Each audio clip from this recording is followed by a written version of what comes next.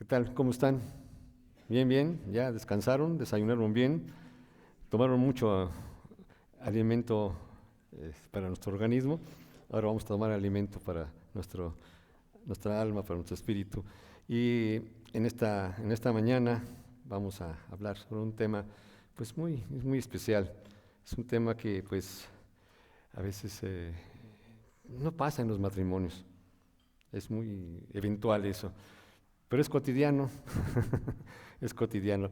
Vamos a hablar sobre un tema que se llama los conflictos en el matrimonio. Digo que es muy difícil porque pues a veces nos cuesta mucho trabajo lidiar con ese tipo de situaciones que nos pasan pues diario, se puede decir, ¿sí?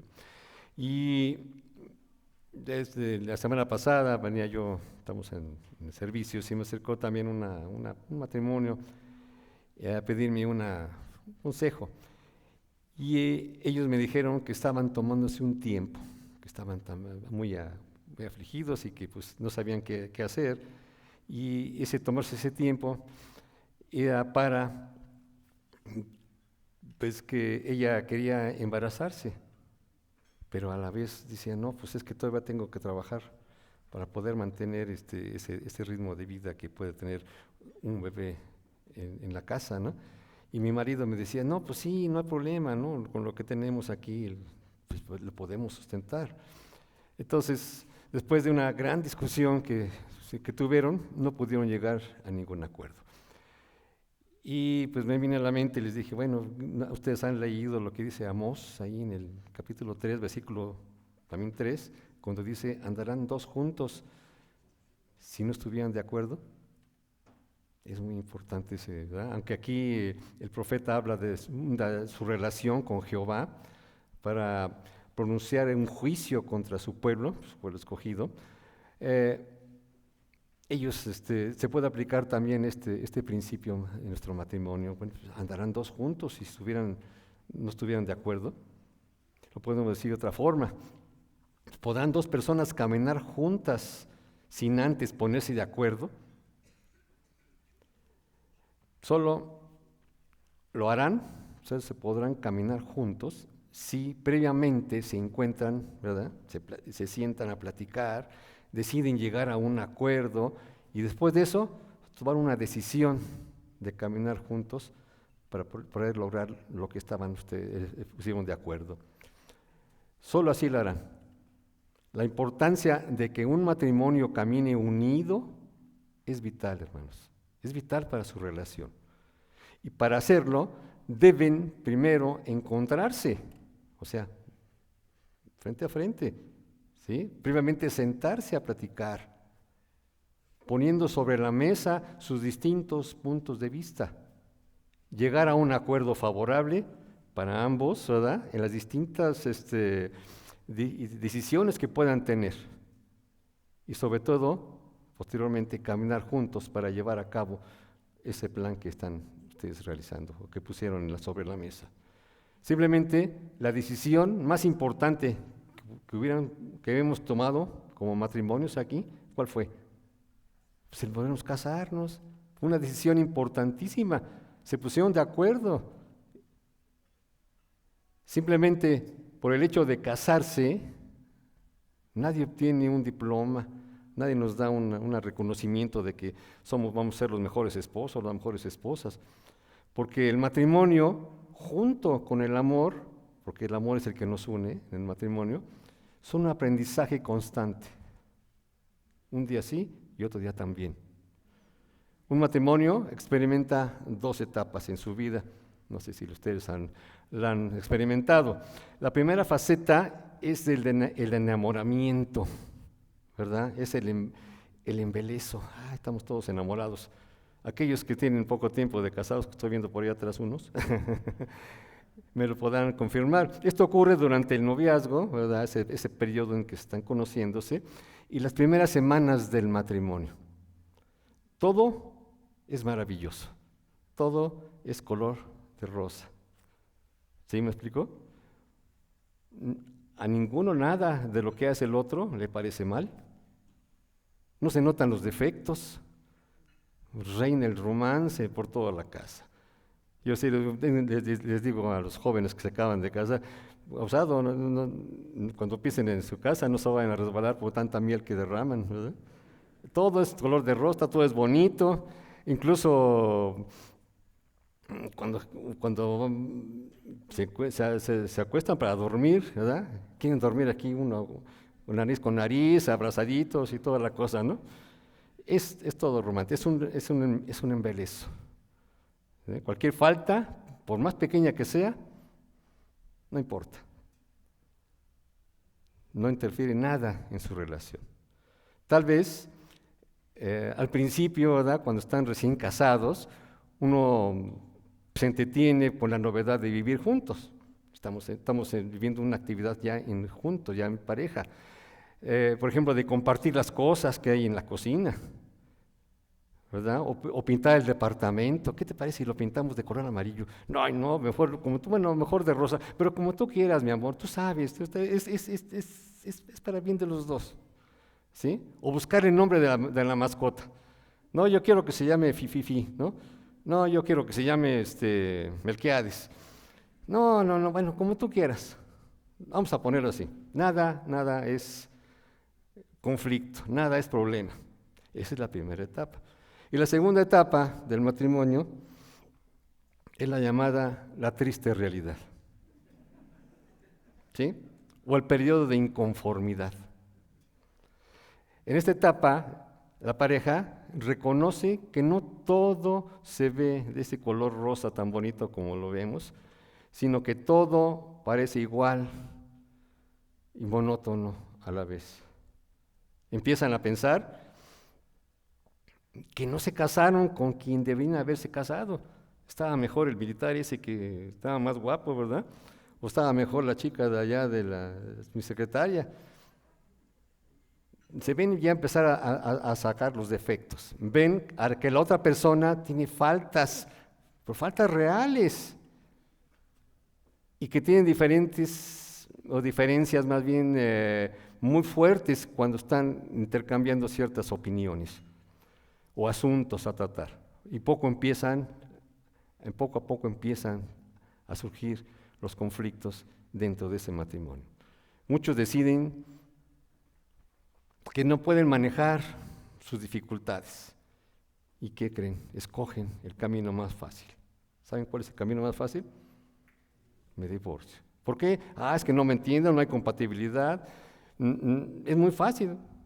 El mismo mundo hace que la propaganda que hacen en televisión, las redes, es que si no funciona tu matrimonio, pues sepárate. Es muy fácil.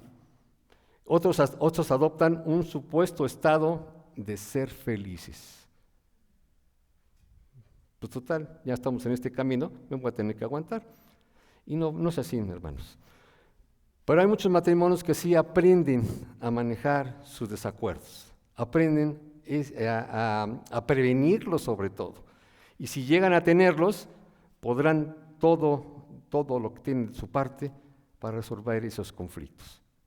Y así lograr un gran avance en su relación matrimonial. Estos matrimonios crean un ambiente propicio para progresar y entender en la participación de esos principios bíblicos en los cuales podemos encontrar esa solución para nuestros problemas con nuestro matrimonio. Ustedes que están aquí, les voy a hacer una pregunta. ¿Han tenido algún desacuerdo en su matrimonio? Levanten la mano el que no haya tenido un desacuerdo con su matrimonio, con su esposo o con su esposa. ¿Quién? No, todos los que estamos aquí presentes hemos tenido alguna dificultad. Seguro que sí, ¿verdad? Cada día aprendemos a enfrentar nuevos desafíos juntos. Juntos también empezamos a tomar decisiones que benefician a ambos, a los dos, y también a dar generosamente no solo lo que uno tiene, sino lo que uno es para la otra persona. En todos los matrimonios hay momentos en los que hay que tomar determinadas decisiones. Y aunque pueden ser más o menos importantes, pues vamos a ponerlo así, generan una situación en la que hay que negociar. Aunque nos llevemos muy bien nosotros en nuestro matrimonio, ¿verdad? Y los desacuerdos a veces los podemos solventar, los podemos resolver de alguna forma, no deja de haber un conflicto, no deja de ser problemas. Pero ustedes me dirán, bueno, ¿y qué cosa es un conflicto? ¿O qué cosa es un desacuerdo? Un desacuerdo es una diferencia de opinión y principalmente es a nivel cognitivo, aquí en nuestra mente, en la forma intelectual. Por ejemplo, gustos en la ropa, gustos en los alimentos, gustos en las películas. Ahí estamos platicando con unos hermanos, es que a mí me gustan las películas de acción. No, ya es que a mí me gustan las de Cantinflas, ¿no? ¿Sí? Y hay una opinión diferente, son diferentes. Y empiezan todo eso a saber qué vamos a ver, y empieza un desacuerdo. Entonces es una diferencia de opinión. Y un conflicto es una diferencia de opinión también que nos afecta severamente a nuestro nivel emocional y también en nuestra relación como matrimonio. Es un conflicto. Y ese conflicto, si no se resuelve, llega a haber problemas. Y un problema es una situación en que se necesita resolver de alguna forma rápida, oportuna, ¿verdad? Y directa, y que nos lleve directamente a una solución. Ese es el problema. El problema ya es grave. El problema es un grave. Y dentro de un matrimonio, ambos, esposo y esposa, tienen un potencial, así no se imaginan, un potencial de herirse mutuamente, ya sea con palabras o con una determinación inadecuada, una actitud también molesta hacia el otro. Han sido muchos los casos en que cristianos, las parejas con creyentes, se comunican de una forma no bíblica. En vez de amor y verdad, hay peleas, hay iras, hay malicia en vez de sabiduría, y también dentro de ese paquete de molestia hacia el otro hay una necedad.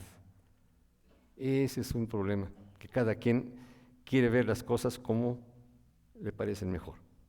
En vez de decir palabras edificantes, palabras escogidas, palabras amorosas, hay palabras dichas sin pensar. Hay un proverbio popular que dice, no sé si lo han oído, los matrimonios, ¿verdad? Se deciden en el cielo. Y alguien le agregó por ahí algo más, pero también los rayos y los relámpagos. ¿Sí? Yo lo interpreto así porque dice, ¿quién hizo el matrimonio? ¿Quién lo instituyó? Dios, ahí en Génesis, lo vemos en Génesis 1. Pero también la creación también está incluido los truenos y los relámpagos, que también nos traen conflictos en nuestra vida, ¿verdad? Hay truenos, hay ruidos en nuestra cabeza. Muchos matrimonios están caracterizados por un conflicto. Y generalmente vienen las consejerías porque tienen conflictos y no los pueden resolver. Pablo dice ahí en 1 Corintios 7, si tienen sus Biblias ahí, para que vean Pablo, 1 Corintios 7, 28, todo el mundo los hemos dicho. Pablo dice aquí que en el matrimonio dice que tendrán aflicción de la carne. Aquí el significado literal de esta palabra aflicción quiere decir ser aplastados, o caer bajo una presión. Imagínense, ustedes han visto han tenido en sus manos un globo inflado, ¿sí? Y cuando aplastamos o cuando ejercemos presión, ¿qué pasa? Se deforma. Y si le prestamos más presión, ¿qué llega a ser? Truena. Así es la aflicción. El matrimonio puede incluir peticiones, también discusiones, conflictos, pero también para eso debe haber ajustes en ese matrimonio. El matrimonio presiona a dos personas caídas, son personas caídas, para que vivan juntos en la intimidad, pero eso nos conduce a tener aflicciones inevitables. Cualquier matrimonio cristiano puede aprender a vivir juntos ambos, así, en unidad. Ustedes dicen que ya no son dos personas, sino es una sola. Porque son dos personas conectadas de manera inquebrantable.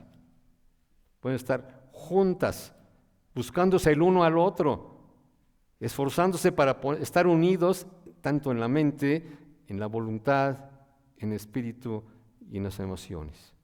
Ese es el matrimonio. Si como creyentes fuéramos diligentes, fuéramos atentos a lo que estamos haciendo en la búsqueda congruente de principios bíblicos como creyentes y como cristianos que somos aquí, como por ejemplo la fe, la obediencia, la humildad, el amor, si fuéramos diligentes en aplicar todos esos términos bíblicos, entonces la devoción por la unidad, porque no se rompa esa unidad, sería automática, sería firme, sería sólida esa unidad.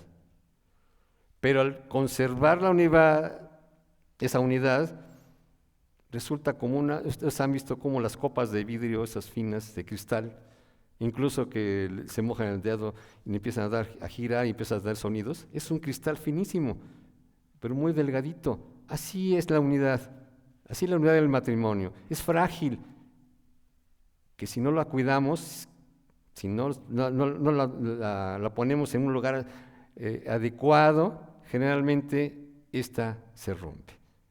Así es la unidad. Es un hilo muy frágil, muy delgadito. Y cuando el esposo o la esposa insisten en sus prioridades individuales, en hacer las cosas a su manera, en llevar sus metas a cualquier costa, a cualquier precio, sus propósitos y sus ideales de forma egoísta, y lo único que producirán es afectar tanto su matrimonio y también a el resto de su familia. Y ellos tristemente tendrán que pagar ese precio de esos cónyuges arrogantes que solo quieren satisfacer su ego. El egoísmo es uno de los principales, igual que la soberbia, problemas de un matrimonio. Y todavía peor, hermanos, esa conducta ofende y deshonra a Dios. Por eso, Dios nos ha dejado en su palabra para que en ella podamos ver la forma de conservar esa unidad y sobre todo que Él sea glorificado. Primera de Corintios 10:31, a veces lo leemos, dice ahí, Primera de Corintios 10:31, dice, si pues coméis o bebéis o hacéis otra cosa, hacedlo todo para la gloria de Dios. Es una recomendación que el Señor nos da ahí mediante Pablo para que nosotros, que todo lo que hagamos dentro de nuestro matrimonio sea para que Dios sea glorificado. Y esta mañana estamos estudiando, ¿verdad?, cómo un matrimonio cristiano debe saber cómo evitar y resolver bíblicamente los conflictos en su hogar. La Biblia, hermanos, está así llena de consejos, llena de mandatos acerca de cómo controlar nuestra conducta, cómo controlar nuestras palabras, qué debe hacer uno o una, ¿verdad?, como persona, como pareja, ante alguien que se enoja con nosotros, de cómo podemos nosotros también perdonar a esas personas. Está llena la palabra de Dios, toda la Biblia, aquí está, en este libro tan maravilloso, aquí está todo eso. Claro, no hay un índice que diga, a ver, si mi esposa me dice esto, ¿qué tengo que hacer? No, ¿qué tenemos que hacer? Leerla, estudiarla y aplicarla todos los días de nuestra vida. Es un hábito, una disciplina que tenemos que hacer. En esta ocasión, esta mañana, vamos a ver varios versículos que nos harán comprender cómo Dios quiere que nosotros resolvamos nuestros conflictos. Muchos conflictos se pueden evitar si aprendemos a mirar, ¿verdad?, y a responder a esos conflictos de una manera bíblica. Dios, en su palabra, nos explica el por qué ocurren los conflictos entre las personas, pero también nos dice cómo podemos tratar con esos conflictos. Mientras más entendamos, mientras más obedezcamos lo que Dios nos enseña acerca de los conflictos, más eficientes seremos a la hora de resolverlos. Comencemos primero definiendo lo que es un conflicto. Bueno, hemos hablado de conflictos, ¿verdad? Pero no hemos definido realmente lo que es el conflicto. Un conflicto es una diferencia de opinión o una oposición de intereses, necesidades o de valores que llegan a estorbar, ¿verdad? O a invalidar las metas o los deseos de una persona. Esa es la definición, ¿sí? ¿Quedó claro? ¿Se lo repito? ¿Sí? Es una diferencia de opinión o una oposición de intereses, necesidades o valores que llegan a estorbar o a invalidar las metas o los deseos de una persona.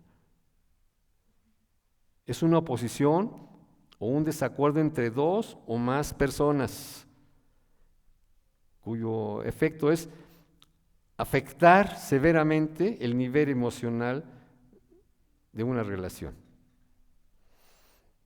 Cuando en un matrimonio cristiano hay diferencias, hay una diferencia de opinión o una oposición de intereses, inevitablemente surge un conflicto, llevando a esos cónyuges a pecar egoístamente, provocando una adversidad y una enemistad entre ellos mismos. Eso es lo que ocasiona un conflicto. Y hay dos tipos de desacuerdos o de diferencias de opinión. Fíjense bien, la primera, hay diferencias inofensivas, ¿verdad? O pacíficas, vamos a ponerles así, como por ejemplo, cuando una esposa prefiere ir de vacaciones a la playa, o el esposo quiere ir a pueblear. ¿Les ha pasado? ¿No? Ay, ¿quién sabe? ¿Cómo le hacen? Generalmente, ¿verdad? Uno quiere un lugar, o otro quiere otro lugar, o un determinado hotel, otro determinado otro hotel. Se puede lograr, por eso es pacífica, por eso es desinteresada. ¿Sí? Pueden ir a la playa, pero también pueden ir al pueblo a dar la vuelta. ¿Estamos de acuerdo? Se pueden solucionar ese conflicto favorablemente. Por eso son desacuerdos fáciles, inofensivos. Pero también hay diferencias o formas de discusiones hostiles, ¿verdad? O de enfrentamiento. Y estas están incluyendo las peleas constantes, las rivalidades, los antagonismos, las decisiones innecesarias. En este caso, por ejemplo, de la playa, ¿no? Si el marido se impone y quiere ser así muy fuerte, pues no, vamos a ir nosotros al pueblo a conocer esta ciudad. Y se hace lo que yo digo porque yo soy el que manda aquí. Y ahí empiezan los conflictos. A veces la mujer, por no querer también tener conflicto con el esposo, pues accede, pero ya queda en su corazón esa inquietud, queda esa forma de enfrentamiento hostil. Pero, ¿por qué pelean los matrimonios? Ya dijimos primero, porque la fricción de la carne, ¿verdad? Es la que hay ahí. Pero es muy común ver a cristianos también pelear continuamente, muy constantemente. Riñen toda su vida. Es un estado de vida de estas personas, de estos matrimonios. Muchas familias, aún creyentes, la discordia es algo normal. Y no hacen nada por evitarlo. Piensan que es una parte del paquete y no se pueden ya deshacer de él. Pero ¿qué podemos decir de nosotros como matrimonios? ¿Qué podemos decir de nuestra familia? ¿Se han preguntado ustedes así como esposos? ¿Qué? ¿Estamos en este caso? ¿Peleamos constantemente? ¿Nos enojamos constantemente? ¿Ustedes batallan aquí, su matrimonio, constantemente? Yo creo que sí, ¿verdad?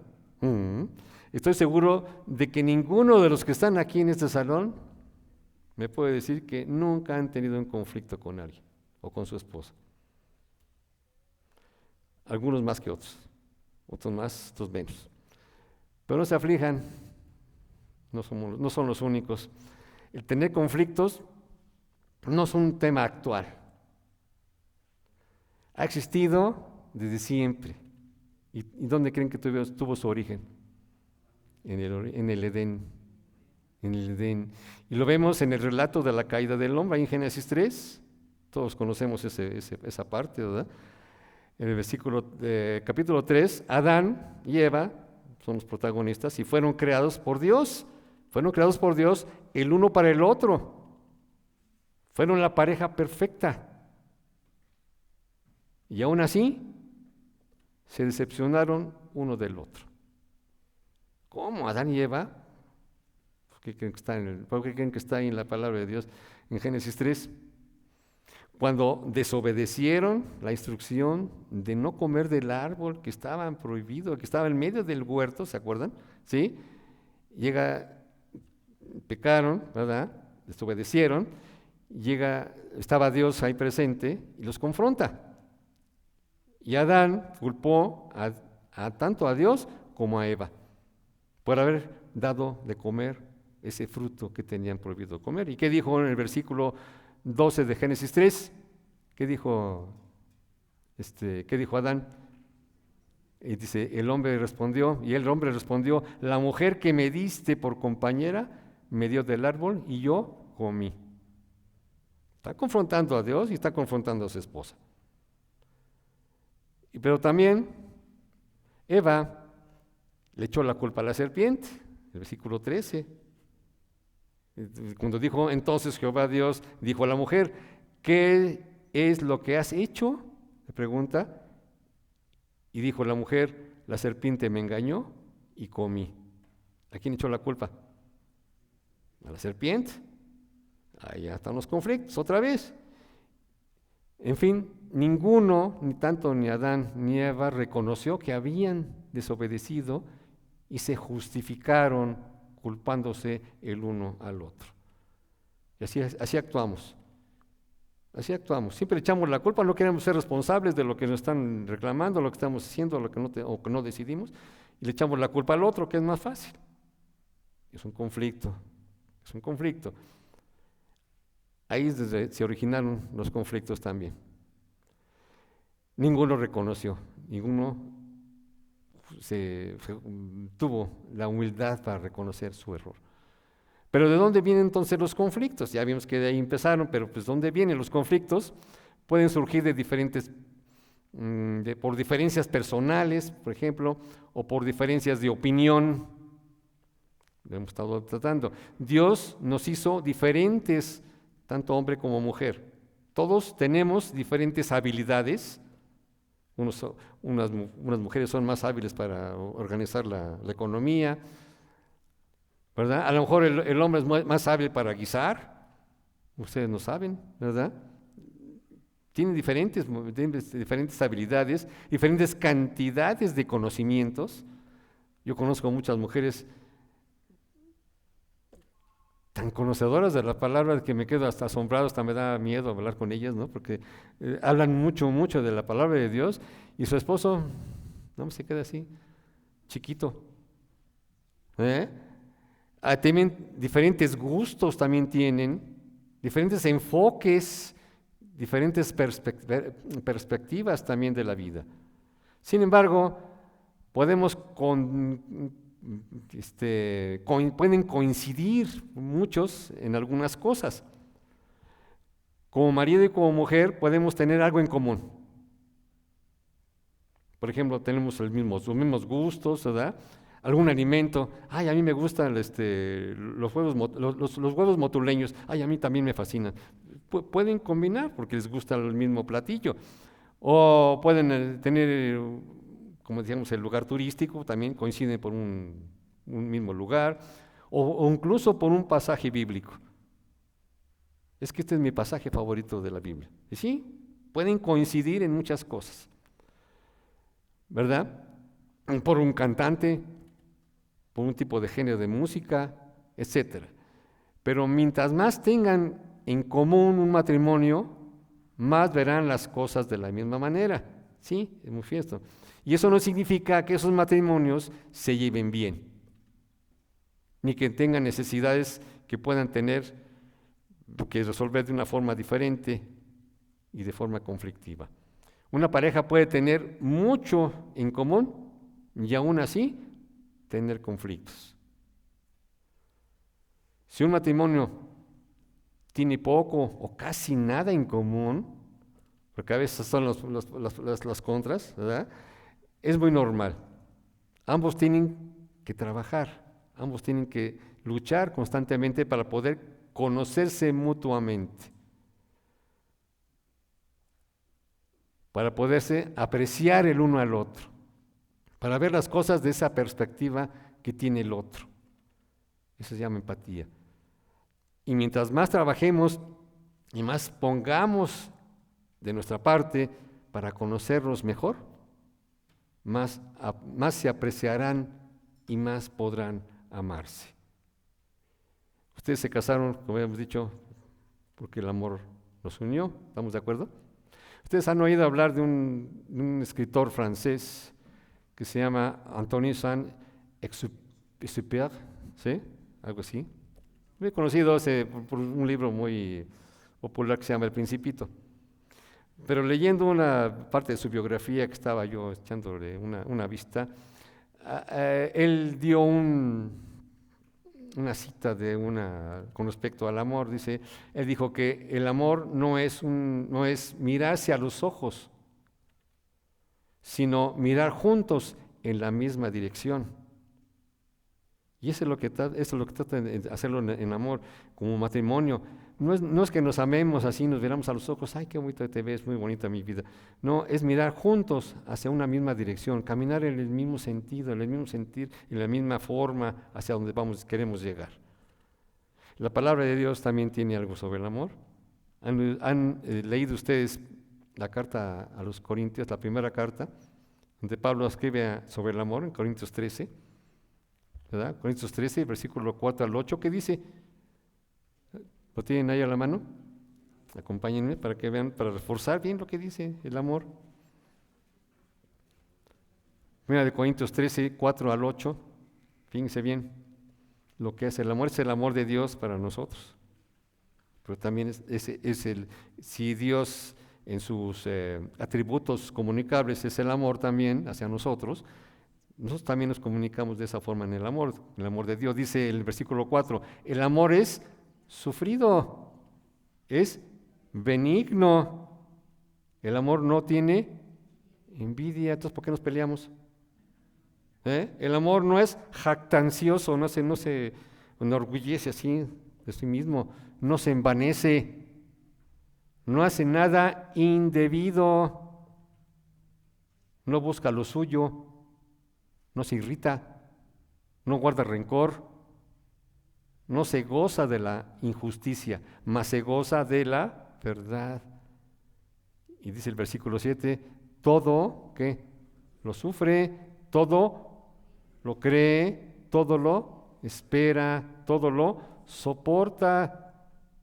Y para rematar dice, el amor nunca deja de ser. Entonces, ¿por qué nos peleamos?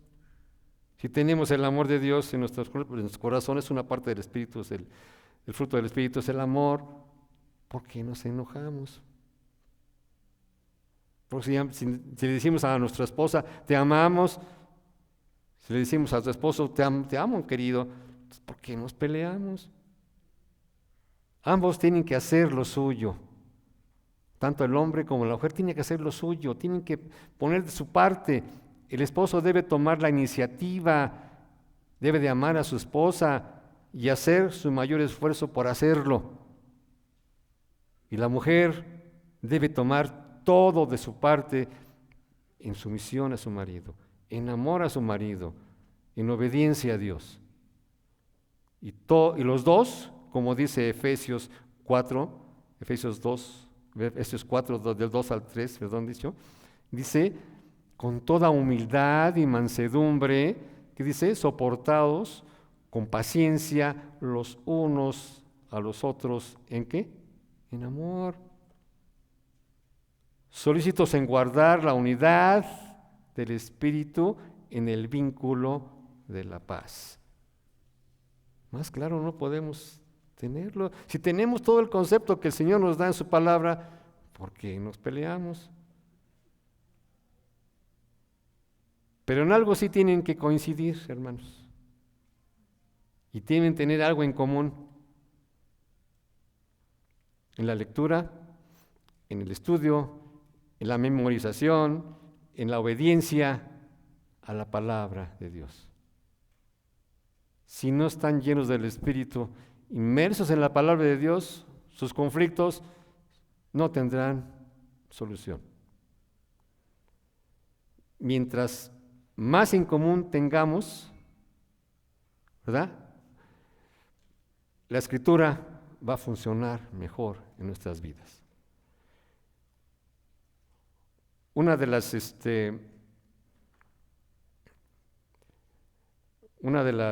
las peores cosas que un matrimonio puede hacer es trabajar para cambiar a su cónyuge.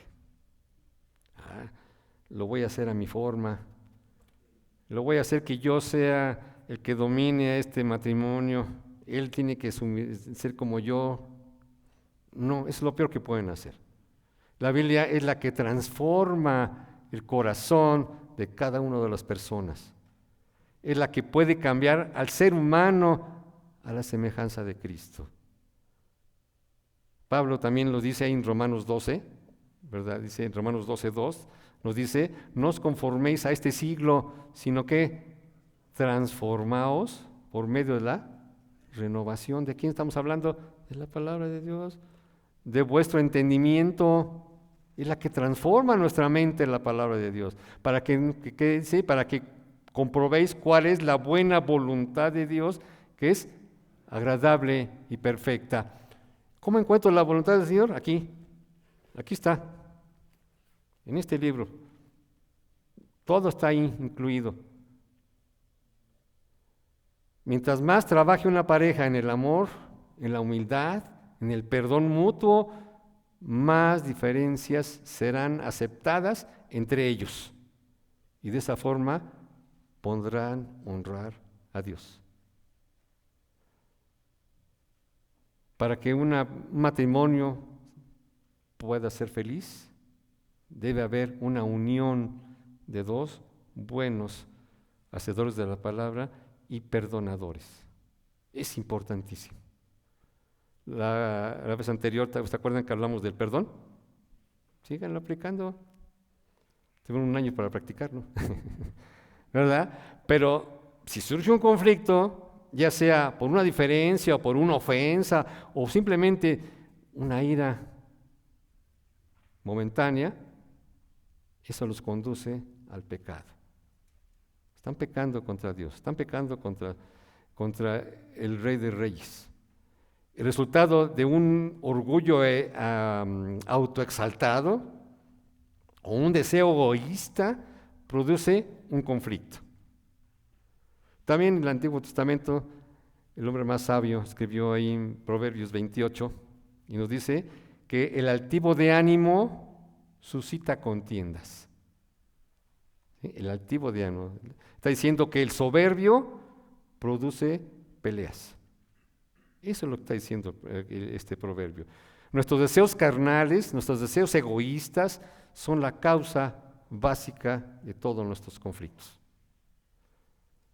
Pero Santiago, en su carta, ahí nos describe en el capítulo 4, versículos de 1 a 3, vamos ahí, para que lo tengamos, vamos a detenernos un ratito también en esta porción.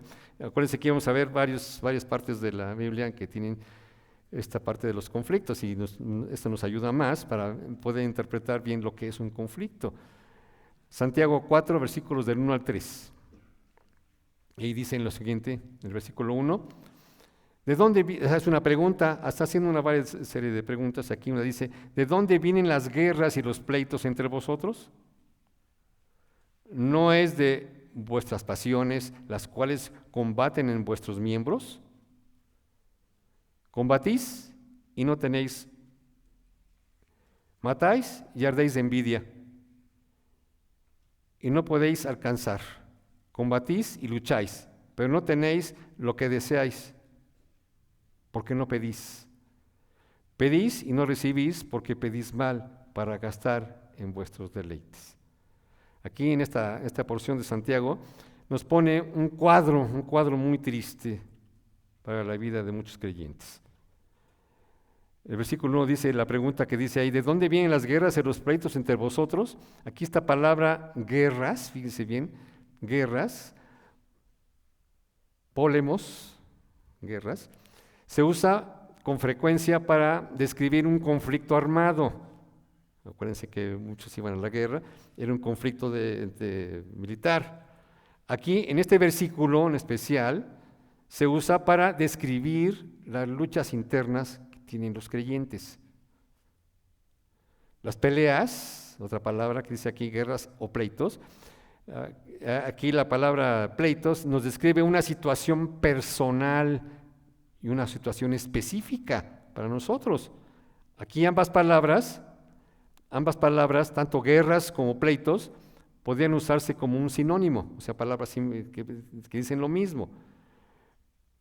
Pero guerras se refiere a un estado de hostilidad continua, mientras que pleitos nos describe ciertos brotes específicos de antagonismo, o sea, de ser los enemigos, de ser los contrarios, entre los creyentes. Aquí Santiago hace referencia hacia la condición espiritual de los creyentes. Que esto los enfoca en una naturaleza pecaminosa de las personas como el centro generador de guerras y como pleitos. ¿Sí? ¿Queda claro? ¿Sí? Y la otra pregunta que hace aquí, el versículo también 1, ¿no es de vuestras pasiones las cuales combaten entre vuestros miembros? Pasiones, aquí la palabra pasiones deriva una palabra que se llama hedonista o hedonismo también en general, que tienen relación con los deseos sensuales, naturales y carnales. El hedonismo es el deseo personal sin control, cuyo objetivo, fíjense bien, es satisfacer cada preferencia o cada antojo que los lleve a tener una satisfacción y un disfrute sensual, es decir, de todos los sentidos, del gusto, del olfato, del oído, de la vista y del tacto. Se refiere a las sensaciones, ese de sentido.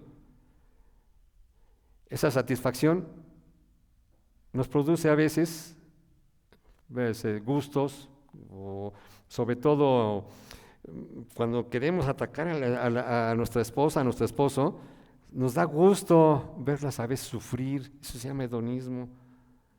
Y la atacamos y le decimos y ponemos. Está atacando Santiago aquí en esta porción, esta pregunta. Y el deseo de esas personas trae consigo el egoísmo. Los hedonistas incluyen muchas cosas, y sobre todo los incrédulos. Un hedonista incrédulo son amadores de sí mismos, son avaros, son vanagloriosos, se sienten los dioses, ¿verdad? Son soberbios, blasfemos, calumniadores, llegan a ser crueles y a veces también practican la traición. Ese es el hedonismo. Y a veces nos comportamos así. Santiago aquí usa las palabras pasiones, para referirnos a los cristianos que buscan su propia satisfacción egoísta y que estaban enredados en pleitos, en divisiones, en envidias que perjudicaban al cuerpo de Cristo. Y aquí el deseo de obtener lo que ellos tenían, el de autosatisfacerse, el de amarse a sí mismos, esa forma tan pecaminosa les hacía que recurrieran a métodos conflictivos. Total, metían la cizaña, metían el relajo y pues se sentían a gusto, y el otro se estaba muriendo ahí por el pleito que ocasionaba. Lo podemos decir de otra forma: el egoísmo hace que surjan los conflictos entre las personas. Mi esposa decía, siempre tu gallo ha de ganar, ¿no? Pues si voy a satisfacer mis egoísmos, ¿no? Sí, el egoísmo a veces nos invade. Pero ese es lo que está explicando. Pero en el versículo 2 está aquí, Santiago dice: codiciáis y no tenéis, matáis y ardéis de envidia. Aquí cuando dice codiciáis, codicio, es la codicia, se refiere a tener un deseo o un anhelo de cualquier tipo, un deseo, como por ejemplo la avaricia, la ambición, la usura. No se queda detrás el egoísmo. Y aquí, aunque Santiago no especifica qué era lo que condicionaba o anhelaban esas personas descontroladamente, sí está relacionándose lo que está diciendo aquí Santiago con los placeres que hemos mencionado anteriormente.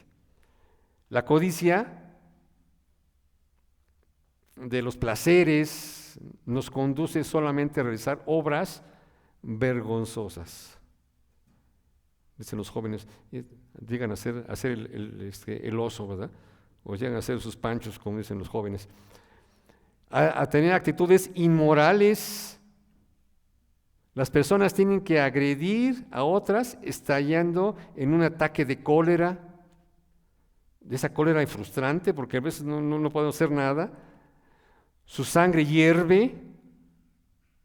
¿Algo nos ha pasado? Cuando están enojados así, que quieren que su gallo gane, su sangre está hirviendo, se sienten así todo ese calor.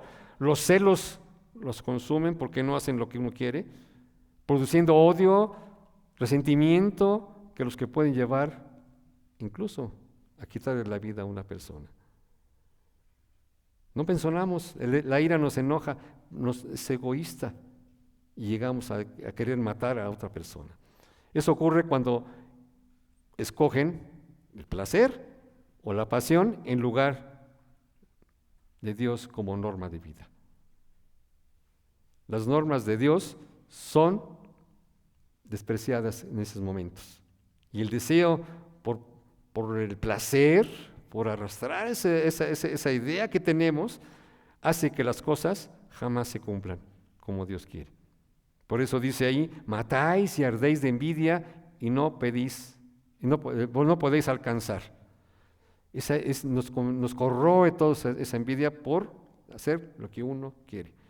¿Y qué trae como resultado? Combatís y lucháis. Combaten, pelean, atacan a su adversario. Es muy difícil a veces entender a esa persona que está iracunda y que está emocionada en sí misma, es egoísta, porque empiezan a pelear, empiezan a atacar, empiezan a decir, empiezan a abrir su boca.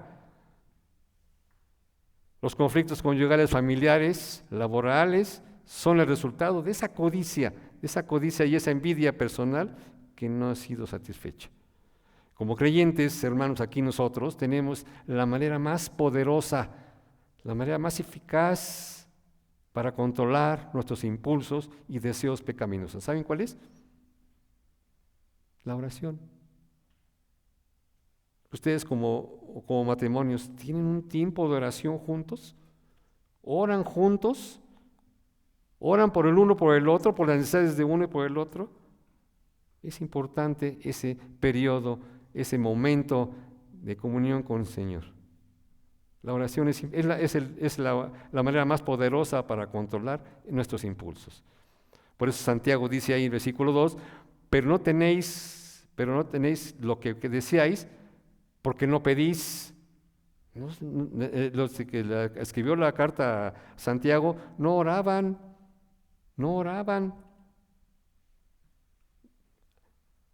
Vayan ahí, Santiago, están en Santiago, van al capítulo 1, vamos al versículo 17. Santiago 1, 17, fíjense lo que dice ahí.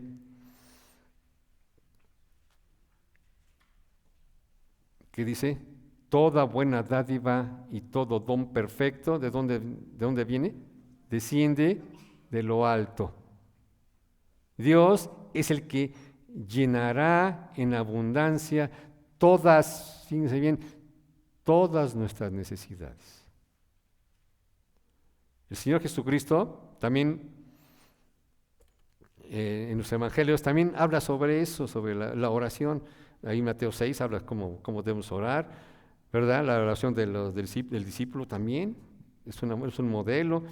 Pero ahí en Mateo 7, cuando dice ahí, pedid y os dará, buscad y os hallaréis, llamad y os abrirá.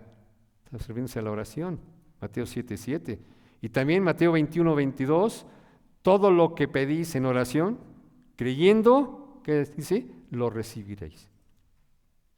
Juan también capta también las palabras del Señor Jesucristo cuando dice, y todo lo que pidieras al Padre en mi nombre, lo haré, para que el Padre sea glorificado en el Hijo. La oración es poderosa, hermanos. Esto querido Pastor Rogelio, y tiene un chat de oración en el grupo con Nicolás, y oran todos los miércoles y todos los viernes, ¿verdad?, por las necesidades de las iglesias, queriendo que también los que se reúnen a orar, pues oren por todas las necesidades de la iglesia. Y nosotros como esposos, ¿qué esperamos? Decidan un momento, en la mañana, a mediodía, en la noche, cuando quieran ustedes para orar. Comunión con Dios en forma matrimonial. Y en ocasiones, cuando oramos, a veces no sabemos pedir. Pedimos mal. Por eso dice el versículo 3, pedís y no recibís porque pedís mal para gastar en vuestras deleites. Aquí nuestras oraciones no serán contestadas positivamente porque son hechas con fines egoístas. Pedimos para nuestros deleites, porque pedís mal, dice aquí. Son hechas con el fines personales, es decir, para satisfacer nuestras propias necesidades y no para glorificar a Dios. Eso es lo que está haciendo aquí Santiago, para gastar en vuestros deleites. Pedimos de forma egoísta, de forma superficial, de forma fútil, trivial, vamos a poner así, para cubrir nuestras vanidades. Quizás pedimos por cosas buenas, no lo quiero negar, ¿no? Pero lo hacemos, pero a veces de forma equivocada. Como por ejemplo, si tenemos un automóvil bien, un Pointer, ¿verdad? ¿verdad? Un Pointer azul, ¿verdad? Pero queremos un Land Rover, ¿verdad? O queremos un ¿cómo se llama? Un Explorer, ¿no? Una cosa así, ¿no? Algo más caro, algo más lujoso, ¿no? ¿Para qué? Para satisfacer nuestras necesidades. Un coche tiene la misma necesidad, la misma utilidad, llevarnos de un punto a llevar a otro punto. Claro, ustedes me dirán, pero usted no sabe la conformidad, el confort que da un Mercedes-Benz, ¿verdad? Pues sí, ¿verdad? Manejar un Volkswagen, pues sí, es más duro, ¿verdad? Pero es un gusto. Va a tener contentamiento. Por ejemplo, también podemos orar por un mejor empleo, o por un mejor salario, incluso por un mejor jefe. Este jefe ya no lo aguanto, quiero otro, por eso voy a... Y pues no hay contentamiento. Esas son las vanidades, son nuestros deleites. No tenemos esa forma de tener ese contentamiento con lo que Dios nos da. ¿De quién son los bienes? ¿De quién es el dinero? El Señor. La solución al problema es regresar a la ética bíblica, averiguando la causa del problema, poniendo en práctica nuestra fe para que ésta sea viva y que nos conduzca siempre a darle a Dios el lugar preeminente. Y hasta aquí, Santiago tiene su participación. Pero ya vimos de dónde vienen los conflictos. Ahora pasamos a ver cómo podemos resolver bíblicamente el conflicto. Existen varias maneras equivocadas y correctas para resolver los conflictos. Primero vamos a ver unas equivocadas, vamos a ver unas dos. Por ejemplo, dice, dejando que el tiempo lo cure todo. ¿Han oído esa frase? Sí, el tiempo para nosotros, ¿verdad?, pasa, pero no para Dios. El pecado de otros y nuestras heridas se hacen más grandes con el tiempo. Si no perdonamos, si no ponemos de acuerdo, si nos peleamos constantemente, producen raíces de amargura. Entonces el tiempo no cura las cosas. Y otra forma incorrecta de resolver conflictos es tratar de olvidar el asunto. No, voy a fingir como que no pasó nada. No entiende, ¿verdad? Pero voy a fingir que no pasa nada. Tampoco es solución. Ni fingir que nunca pasó. Ni esperar que la otra persona inicie ese proceso de resolución. A ver hasta qué hora se le ocurra que tratemos este asunto bien. No, tomen la iniciativa, platiquen, júntense a platicar. Ni tampoco lo pueden hacer castigando a la otra persona hasta que ella cambie o que ella acepte la culpa. Esas son actitudes incorrectas para tratar los conflictos. Pero sí hay formas correctas en las cuales nosotros las podemos hacer. ¿Cuáles son esas formas? Primero, lo primero que deben hacer es confiesen cualquier pecado del que estén conscientes a Dios. ¿Cómo? Pidiéndole perdón. ¿Y dónde dice eso? En la primera carta de Juan, capítulo 1, versículo 9. Si todos lo conocemos, ese versículo que dice, si confesamos nuestros pecados, Él es fiel y justo, ¿para qué? Para perdonar nuestros pecados y limpiarnos de toda maldad.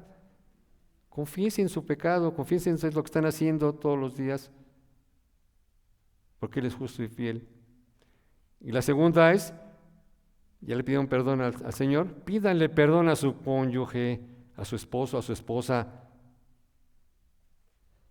Efesios 4:32 que dice, antes ser benignos unos con otros, misericordiosos, perdonándoos unos a otros como Dios también os perdonó a vosotros. Y los limpió y los rescató del cómo éramos de pecaminosos.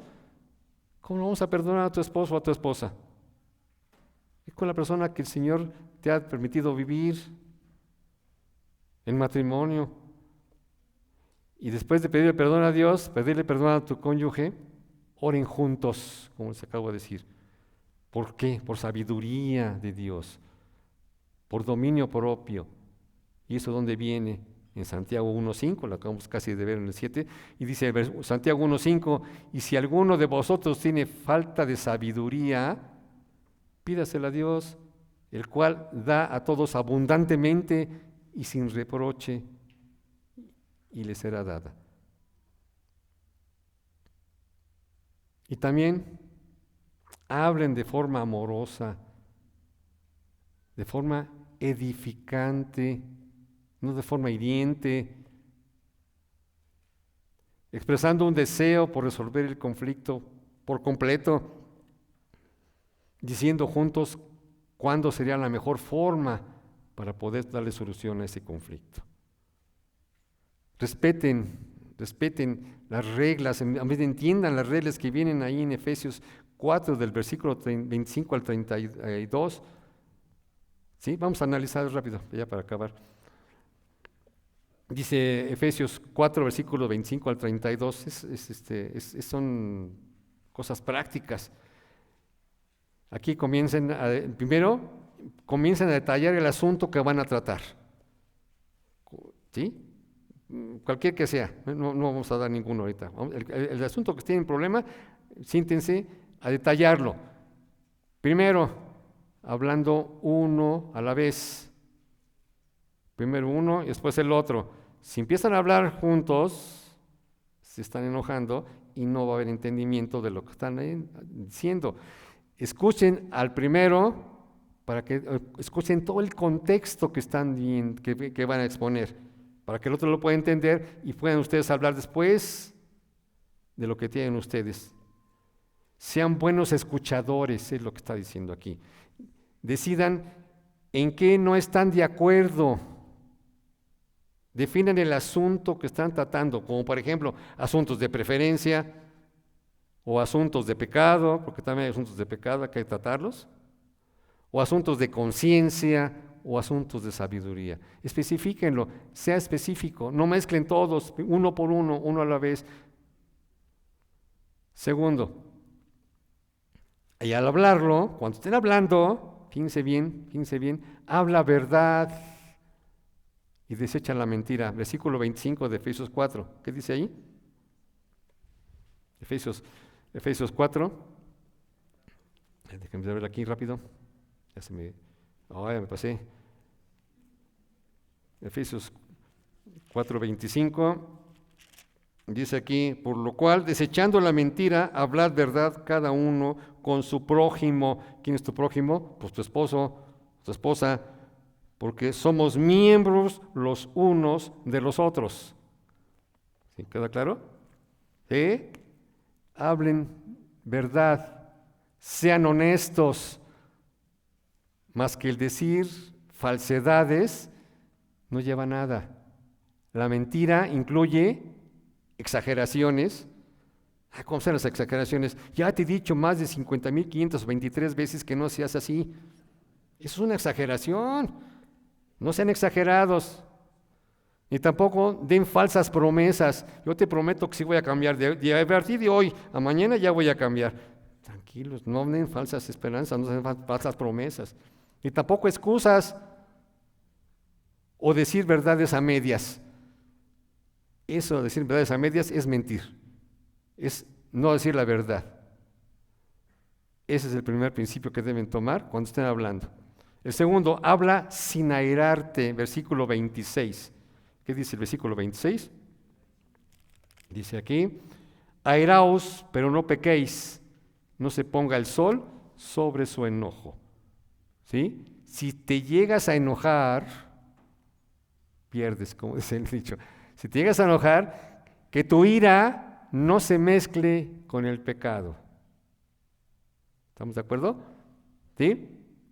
Ya que la ira, provoca odio y resentimiento y lleva a la amargura.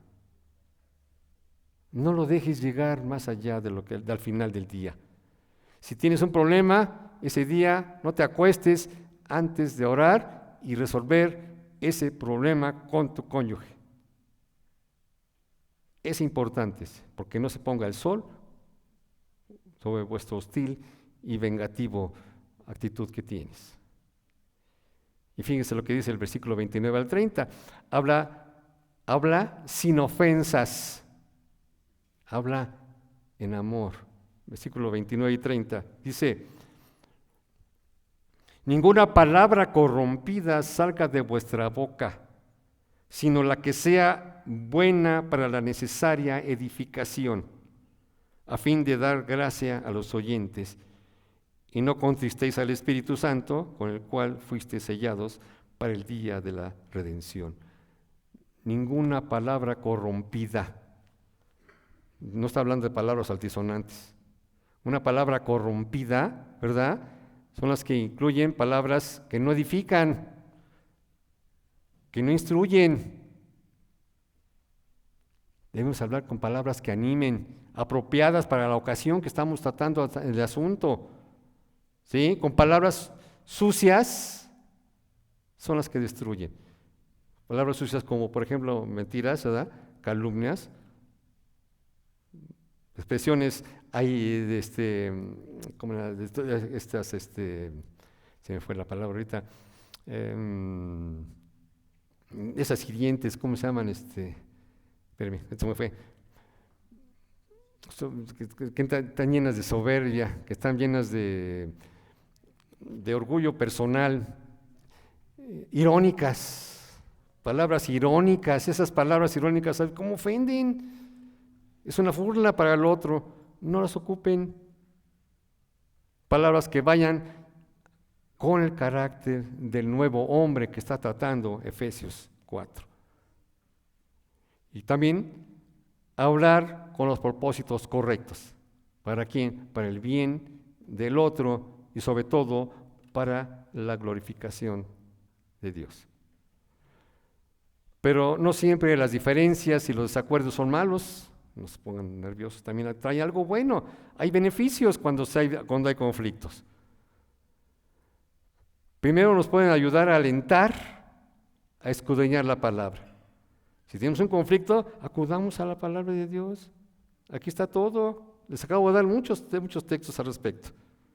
Simplemente el Salmo 119, capítulo 119, versículo 71, dice: bueno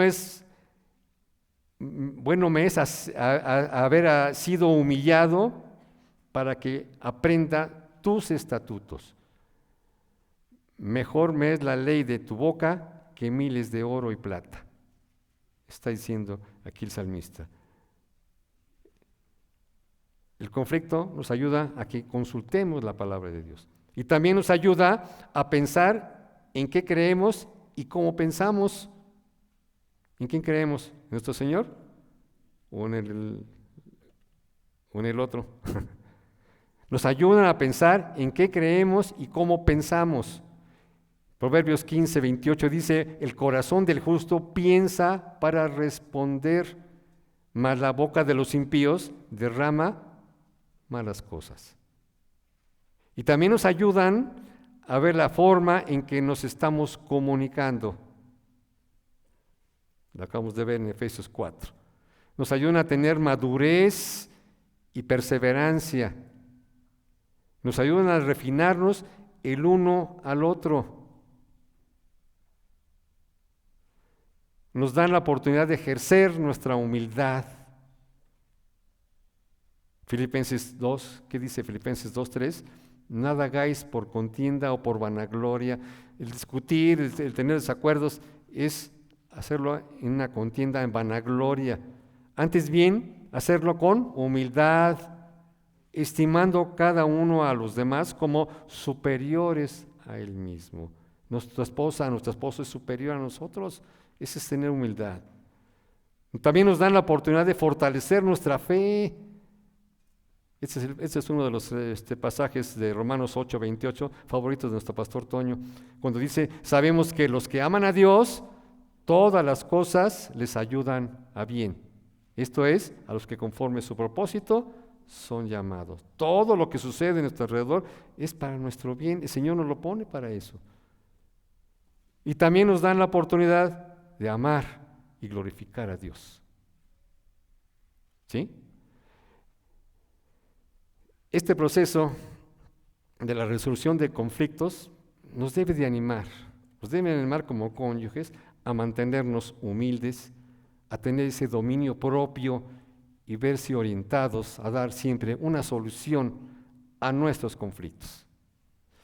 Si ustedes, hermanos, han intentado por lo menos 3 veces en resolver ese problema, que son poquitas, ¿verdad?, que es un constante hacerlo, ¿verdad?, y no han tenido éxito en resolverlo, ese conflicto, lo más sabio y recomendable es que puedan pedir un consejo a un matrimonio maduro o a alguno de los líderes, incluso a los pastores, que siempre estamos dispuestos a atender esas necesidades. Nosotros podemos ser capaces de determinar lo que está impidiendo resolver ese conflicto que tienen ustedes, porque nos cegamos cuando tenemos el conflicto. Y otra opinión, otra forma de vista sabia, piadosa, nos puede ayudar a resolver ese problema. Piden ayuda, no es malo. Más que no vengan, ¿qué le voy a dar de comer a mi marido hoy en la mañana? Él pide huevos y yo quiero... No, eso no lo podemos resolver, eso van ustedes ahí en casa, ¿no? Y quizás el evitar resolver conflictos nos puede llevar a un poco a hacer la práctica, ¿no? Pero tenemos que perseverar, tenemos que ser constantes a través de ese proceso de aprendizaje que estamos haciendo. Manejar diferencias personales, diferencias de opinión, de conducta, conducta pecaminosa a veces, ¿no? Es la manera muy difícil de tratarlos. Y eso hará que el amor y la unidad crezcan en nuestro testimonio.